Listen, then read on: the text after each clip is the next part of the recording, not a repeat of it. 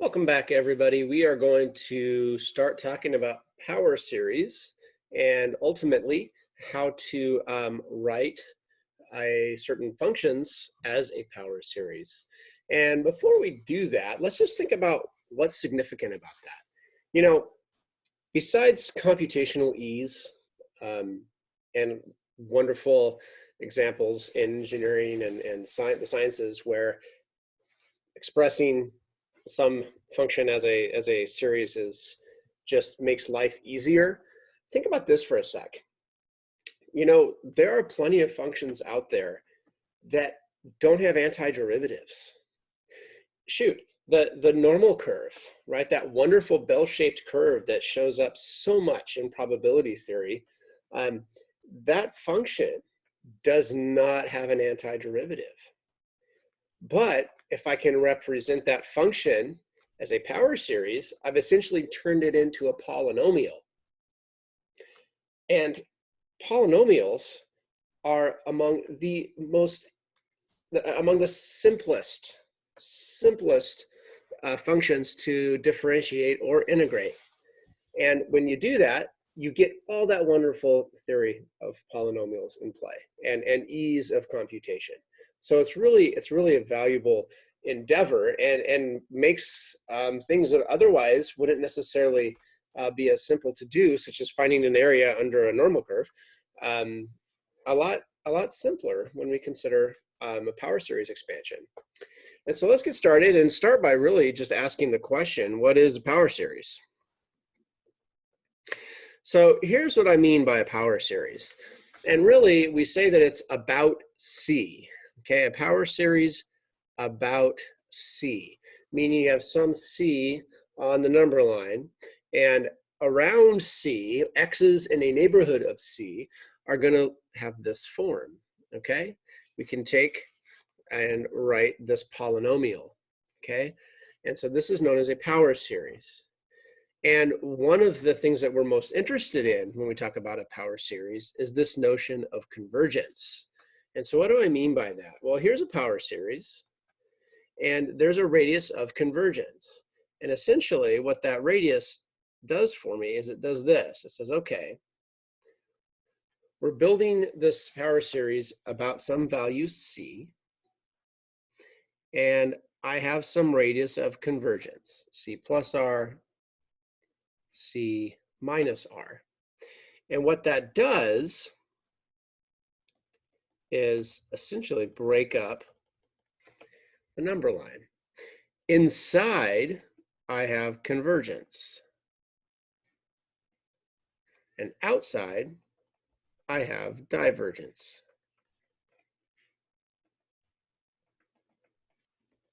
Okay?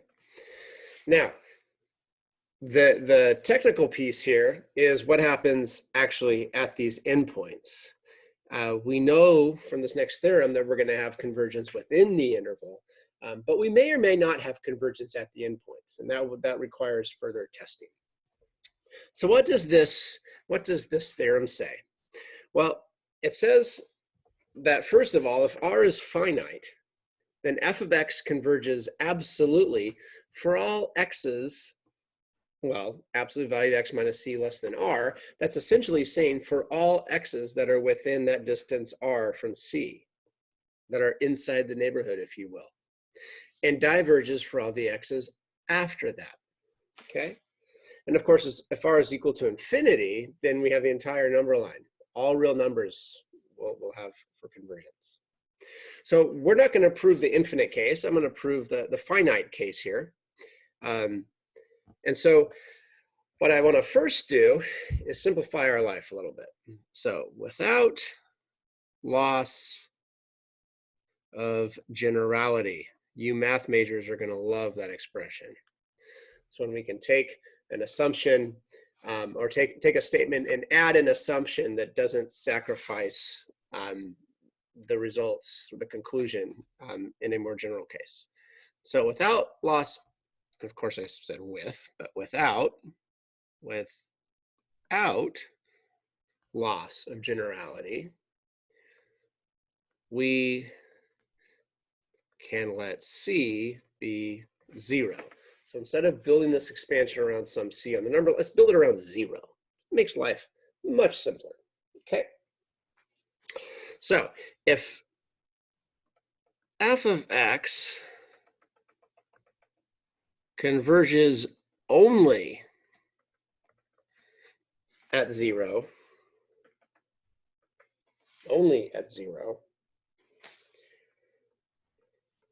then the radius of convergence is 0. It's not very interesting, but it could happen. So otherwise,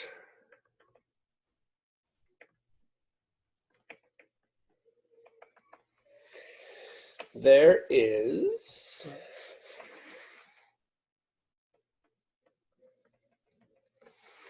some b such that f of x converges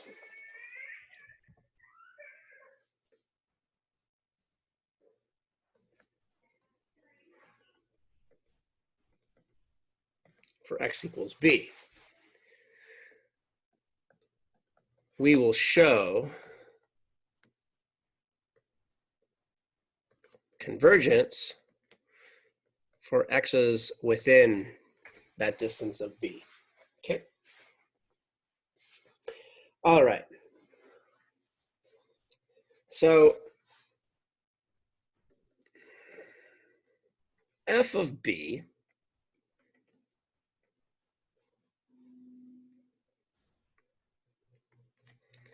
converges.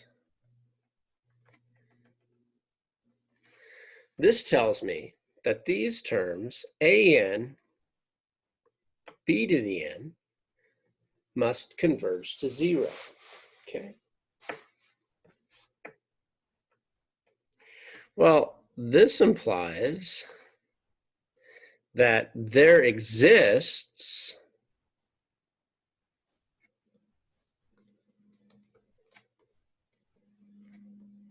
some number m such that an b to the n, an absolute value, is less than m. Okay, think about it. Those values are getting closer and closer to 0. And so I can find some number between 0 and whatever those values are. So there's finitely many of them that bounds those from above. Okay, well, let's take a look now.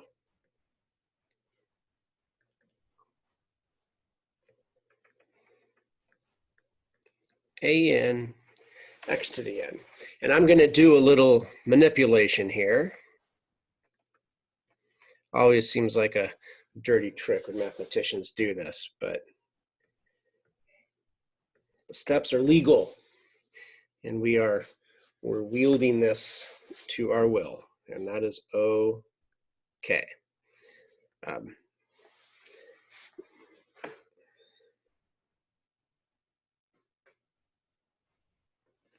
Okay.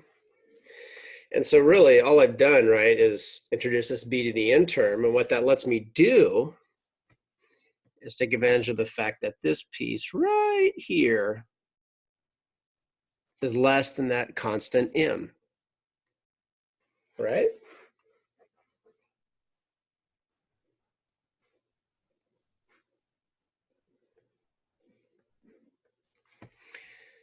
Which, if I want, I can rewrite this maybe a little more noticeable in that form, okay? And what do we know about our x's, right? Our x's are all less than b in absolute value. And so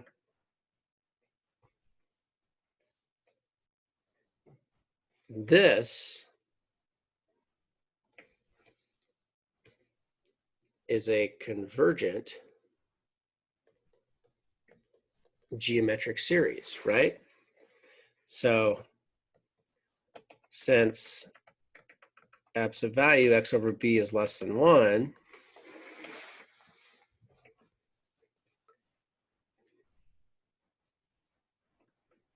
this thing converges. In other words, is finite. So what have we shown? Well, we've shown, so by comparison,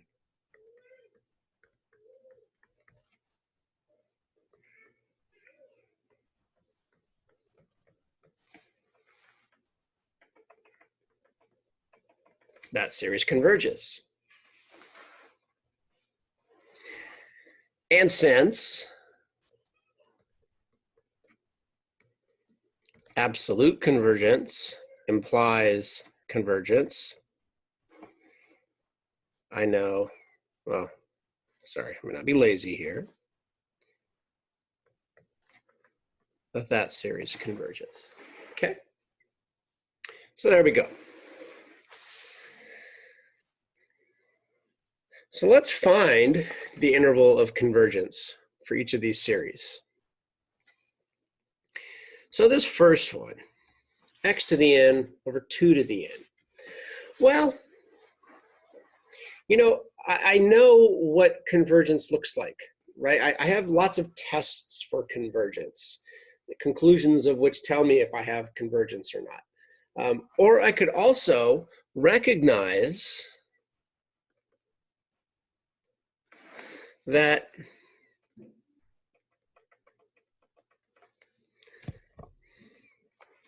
this is a geometric series.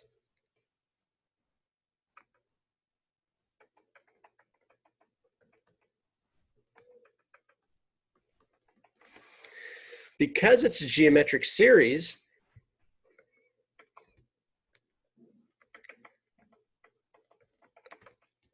I know what convergence is. It's convergent for what? Well, when this is less than 1. Okay. Which tells me absolute value of x is less than 2. And so what's my interval of convergence?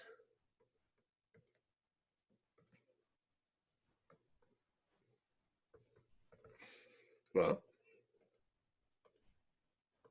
-2, 2. Okay. Let's take a look at the next one. X to the 2n over 2n quantity factorial. Well, this isn't geometric, right? I can't look at this and say, oh, look, I've got a nice geometric series here. But what I do want to do is look at something like the ratio test, right? The ratio test tells me that I have convergence if this limit is less than 1. So let's do it. We have the limit as n goes to infinity, x to the 2 times n plus 1 over 2 n plus 1 factorial times, now dividing, but I'm going to go ahead and multiply by the reciprocal, 2n factorial over x to the 2n. So we've got this set up using the ratio test, and so I just want to see what x needs to be to make this thing less than 1. So we'll do some limit taking here. And, well, I guess I'll be nice and show a little more work than maybe I normally would.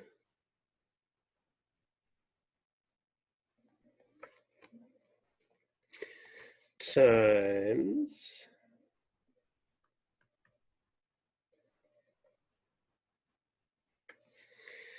and let's scoot this over and see what happens here.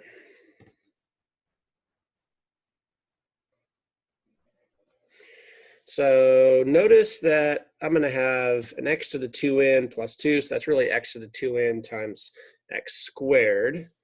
Okay, so that's going to leave me with x squared. And then in my denominator,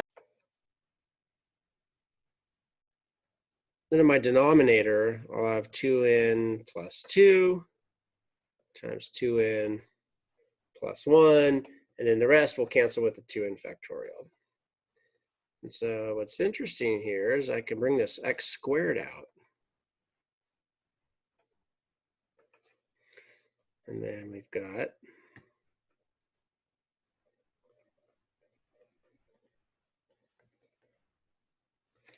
this. So this limit is going to be 0. So we're going to have x squared times 0, which is 0. Of course, what's significant about that? Well, it's less than 1. Now, notice that this is independent of x, right? I took this limit, my x's found their way outside. So this is for all x. So we have convergence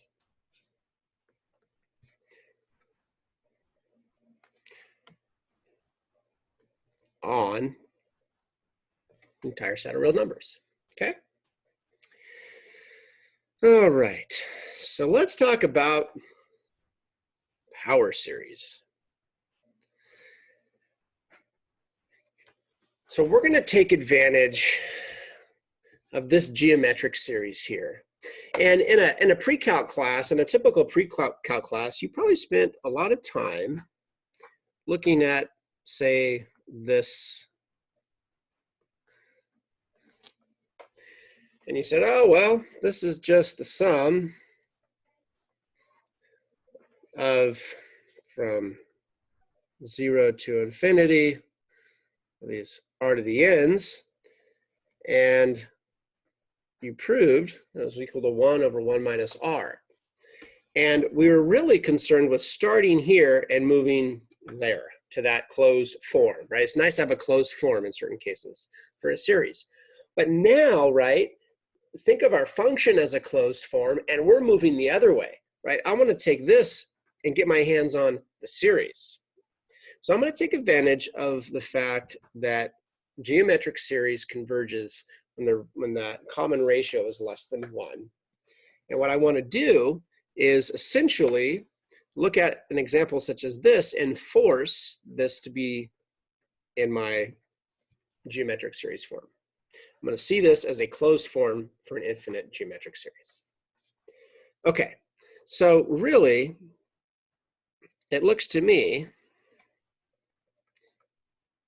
like what's operating as x in this geometric series up here is 2x. And you could do a u substitution if you want. Let u be 2x, and then you have 1 over 1 minus u. But you know, we're sophisticated enough here. We can say that, okay? All right. Well, this is going to converge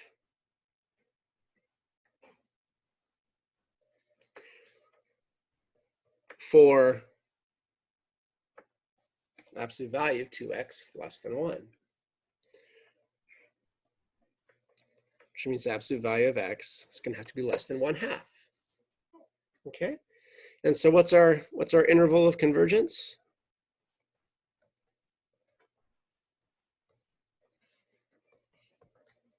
Well, negative 1/2 to 1/2. Okay? All right. Let's take a look at another one. 1 over 1 plus x squared.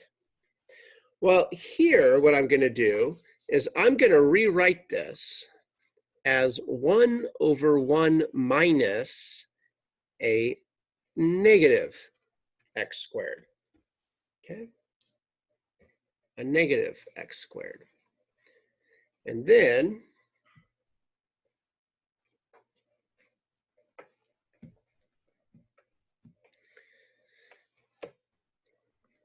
I can use this close or this series, right?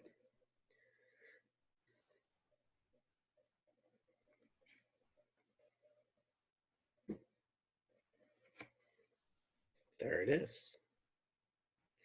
Which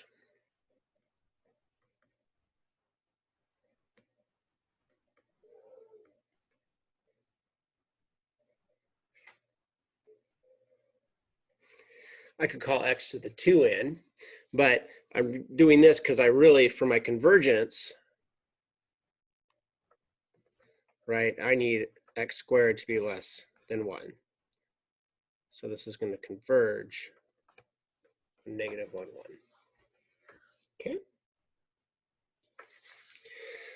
All right. How about C? How do we handle C here? Because this doesn't look much, it looks sort of like there's a geometric series hiding in here, a closed form, but it's not explicit. So what I'm going to do is a couple things. First, I'm going to factor out this 3x squared. That's going to leave me with 1 over. And then in my denominator, I'm going to do a couple things. I'm going to factor out a 5, and I'm going to write this as 1. Well, you know what? Let me not skip too many steps. I'm going to do that first, okay? And then I'm going to factor a 5 out. Let me just do it out here. And then that x becomes x over 5, right? So 1 plus x over 5, but I'm actually going to write 1 minus negative x over 5, okay? Which now lets me take advantage of the series.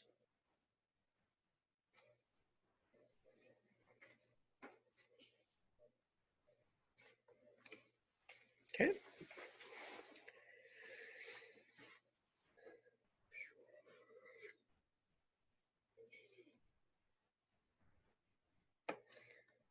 And so now I just like to clean things up a little bit. Like having a negative 1 to the n for x over 5 to the n. And then what can happen is I can bring that x squared in. So when I do that, I get x to the n plus 2 over 5 to the n, okay? And so now what I want to do is get my hands on just something to the n power, right? I have an n plus 2 and I have an n as my exponents. And so what I'm going to do is something that might seem like a bit of a trick, but it's not. I'm going to start this at 2, which is going to change these exponents. That's going to give me x to the n over 5 to the n minus 2. And so I can play with this some more. And then notice that this really, 5 to the n minus 2 is really 5 to the n over 5 squared.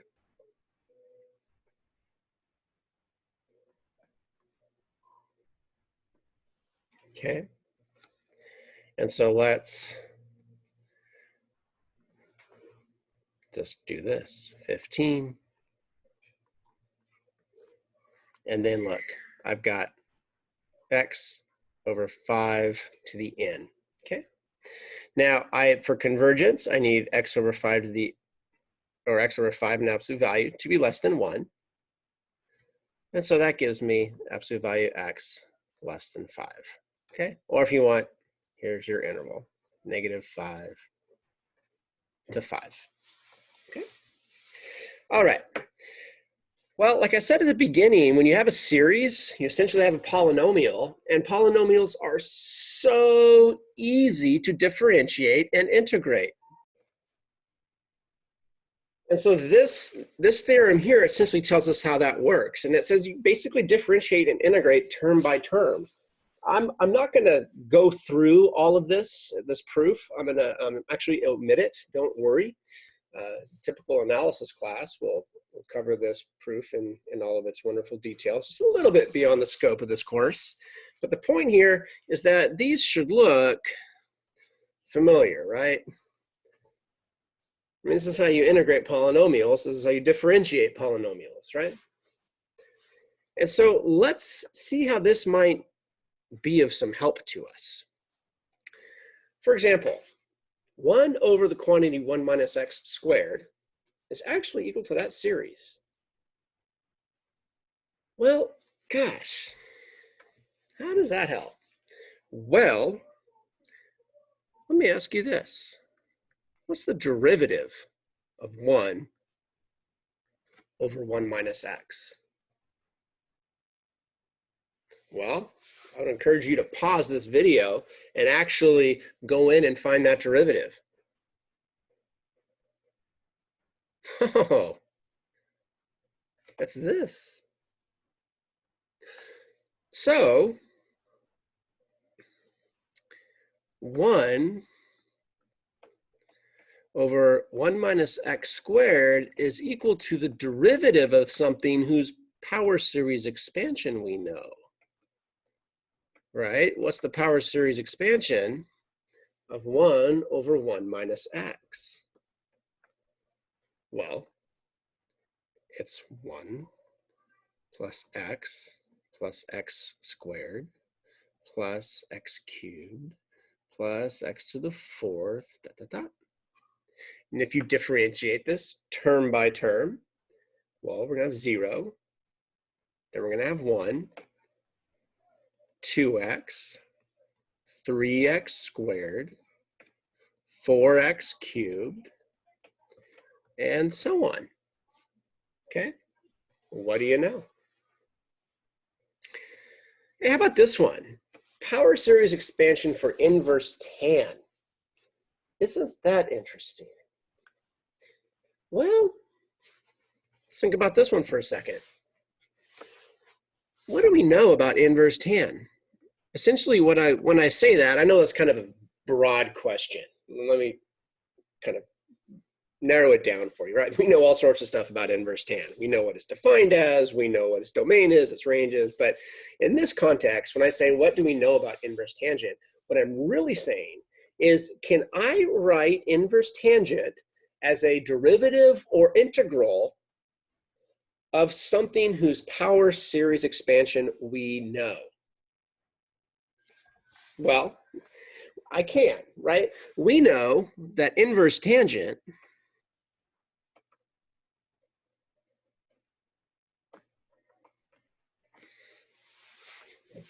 is the integral of 1 over 1 plus x squared, right?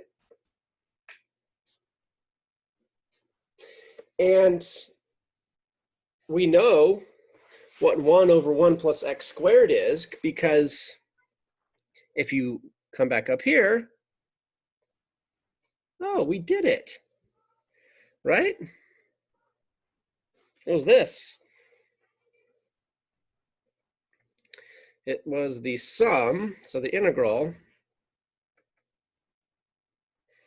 We had the sum of negative 1 to the n, x to the 2n.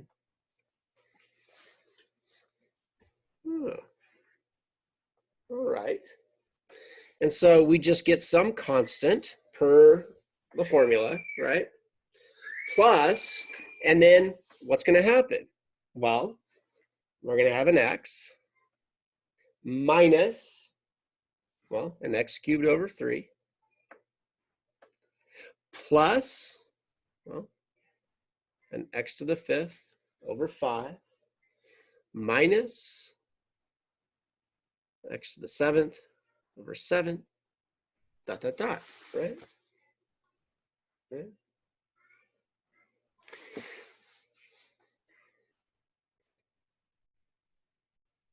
And where's this coming from? Well, it's coming from this formula up here, right here, right? I've got some constant plus -1 to the n plus 1 over 2n plus 1 x to the 2n plus 1. Okay, there we go. So using those integrals, the integral derivative of, let me start that again. Using functions whose power series expansion we know, and then integrating or differentiating those can give us interesting power series expansions of other functions, okay? Even something like inverse tan, all right? So there are some really deep concepts here, right? And I really would encourage you to spend some time just kind of chewing over all this. This is really where the bulk of the work is. We're going to this notion of a Taylor series next, or in special case being a Maclaurin series. But, you know, at the end of the day, those are primarily power series. So really spend some time marinating on obtaining power series expansions or power series representations of functions, and also this notion of convergence, right? Where does this series converge? Okay, so with that, I'm going to leave you and say see you soon.